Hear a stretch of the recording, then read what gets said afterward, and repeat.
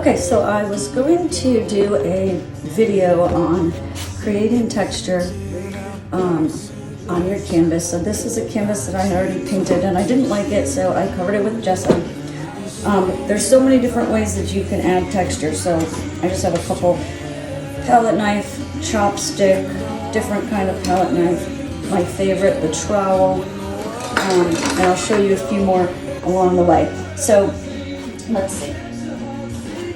I'm starting off with a dark color, so I've got brown and blue, and I'm going to cover this with, and a little bit of white.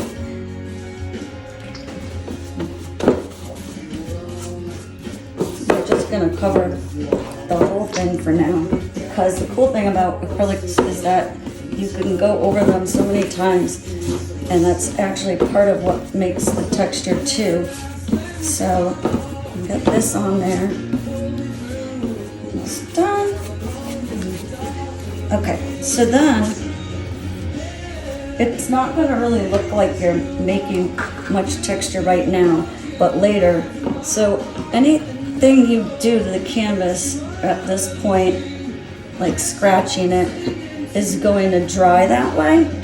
So I've been in this mood of dividing the canvas for whatever reason.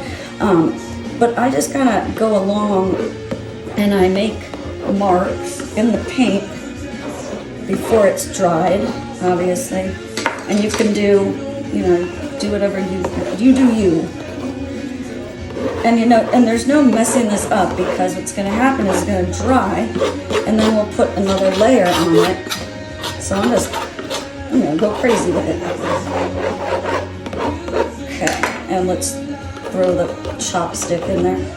You can use bubble wrap, you could use anything that makes a mark. You can use your hand if you want to. Okay, so we're gonna let this dry, and then I'll show you the next step. Never knew, and I wonder where these dreams go when the world gets in your way.